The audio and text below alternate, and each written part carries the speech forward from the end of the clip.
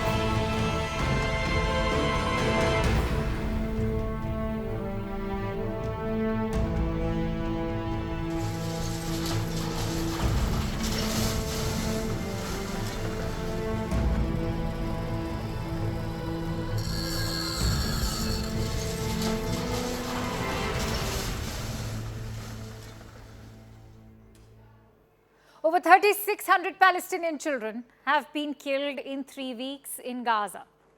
Jabalia, the largest refugee camp, was bombed twice in 24 hours. Who is to be blamed for this massacre?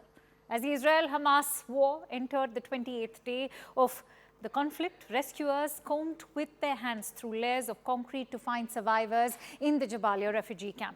At least 195 civilians were killed, 120 still missing under the rubble, and nearly 800 have been wounded after Israel's deadly double attack. The United Nations High Commissioner for Human Rights has voiced concerns over civilian casualties in these strikes on Jabalia. The Israeli military has claimed that the strikes killed 2 senior Hamas commanders, including a ringleader of the October 7 attacks. In Israel, now the question that we are asking, and is the burning question of this hour, is that is Israel now engaging in a genocide by eliminating Palestinians and turning Gaza into dust? We bring you a report. After 2 days of Israeli strikes on the Jabalia refugee camp in Gaza, Hamas said Thursday that hundreds of people were killed or buried under the rubble in attacks that UN rights officials said could amount to war crimes. The Israeli army released footage on Wednesday said to be of their military campaign by land, sea and air aimed at wiping out Hamas after its deadly rampage in southern Israel on October the 7th. Israel said its Tuesday and Wednesday strikes on Jabalia killed 2 Hamas military leaders, among other militants. On Thursday, Hamas said in a statement that at least 195 people were killed, with 120 missing under the rubble and nearly 800 wounded. Its armed wing earlier said 7 civilian hostages were killed in the Jabalia strikes, including 3 foreign passport holders.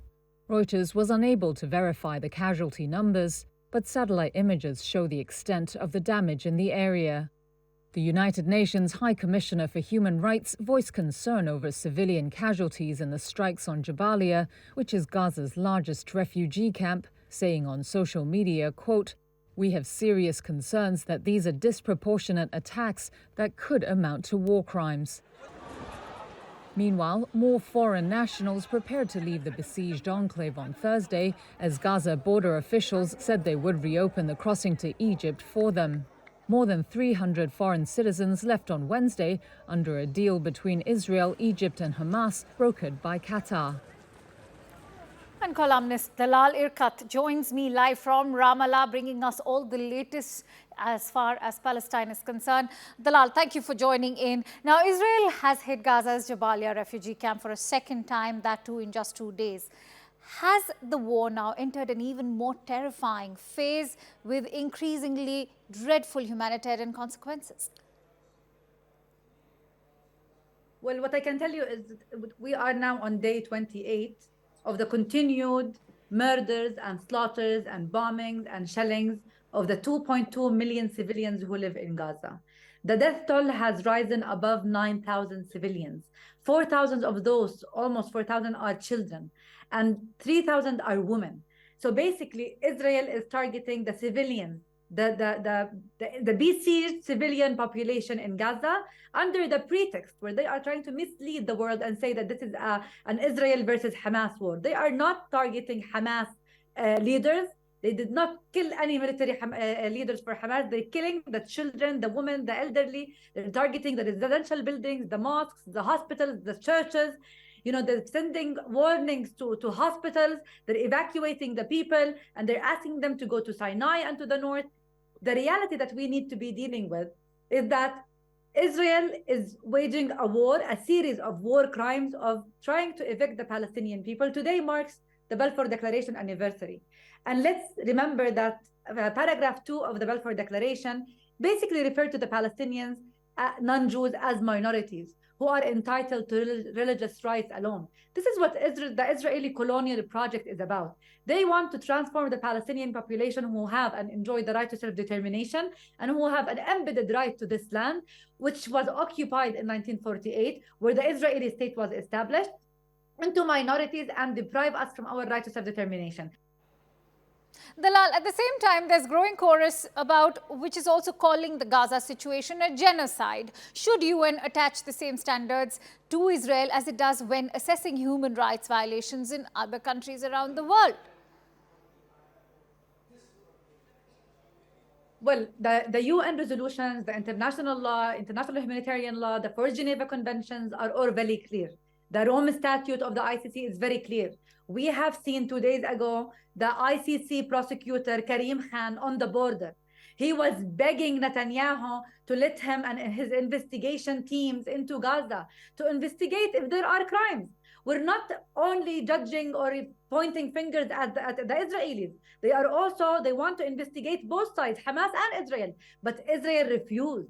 Israel doesn't want a third party. They don't want international law. They don't want a humanitarian aid. They don't want ceasefire. They don't want peace. They don't want a Palestinian state. They don't really see Palestinians as equal human beings. If they were really keen about peace, we would have reached a peace deal long time ago. It's been 3 decades under the peace process. The Arab Peace Initiative came in 2002. Until today, the Israelis did not respond to the Arab Peace Initiative, where all the Arab countries and all the Muslim countries offered peace to the state of Israel. What they are doing and perpetrating, yes, it amounts to war crimes under international law because it's repetitive, it's systematic, and in 2023, it is documented. There are concerns about war crimes coming from Israel, but at the same time, let's not forget there are also concerns over the failure of the international community to address concerns over terrorism. Are Israel and the United States military might enough to eliminate Hamas? They cannot eliminate Hamas by targeting the children and the women and the mosques and the hospitals and churches of Gaza. Hamas is an ideology. And let's be clear, when they withdrew from Gaza, they maintained control. They played a big role in empowering Hamas, whether they like it or not. Sharon and his aide, Dov Weissglad, said that. And now they are using Hamas as the fig leaf, as the pretext in justifying their war crimes and their terror and their slaughtering of the Palestinian civilians. It's not a war between Israel and Hamas. This whole thing did not start on October 7th. This is a reality and a fact that we need to be sharing with the rational audience that we have. We should not be misleading the audiences. The Palestinians who were living in Gaza for the past 16 years, they were totally besieged by Israeli decision-making, deprived of basic rights, of no food, no medicine, no proper rights of mobility or education. Did you know that people in Gaza, in the best case scenario, can enjoy 2G services? I think your audiences know exactly what internet is about. It's a basic human need in 2023. Who can live without a smart device? You enjoy 5G services, right? In Gaza, people are deprived even from that right of enjoying internet and free connections. Why? Because the Israelis don't see the Palestinians as equal human beings. If any Israeli decision maker really sees and views the Palestinian civilians in Gaza as a human being, nobody would be allowing the slaughtering of the children and women and the civilians in Gaza under the pretext of attacking Hamas.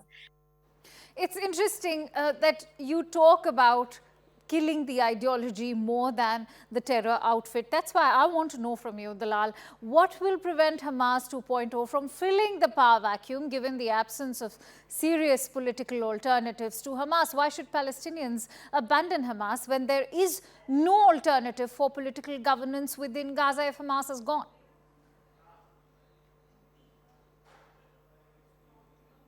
We need to remind everybody that the 2.2 million people living in Gaza are civilians who are Palestinians.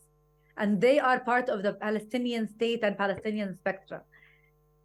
The misleading of saying that this is an Israel-Hamas war, I contest that and I disagree with it, because they are targeting every Palestinian civilian. And not only in Gaza.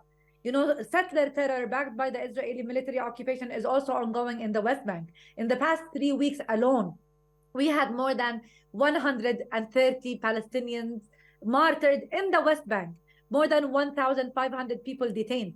This is an Israeli military regime of settler colonialism that is being perpetrated against every Palestinian. And I want to be more rational with you.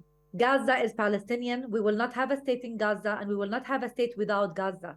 Hamas has surfaced, unfortunately, through what happened, but to a fact that the international community cannot exclude Hamas from any negotiating table in the future.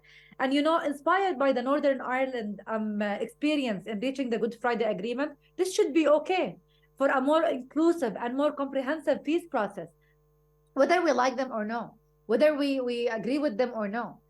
They are a political faction, yes, with a military wing, but let's remember that Sinn Féin, with its military wing, the IRA, was included in the negotiations in order for the Irish to reach an agreement with the British. And the Americans were mediating that agreement. We have hostages today, and the release of those hostages are very, very important.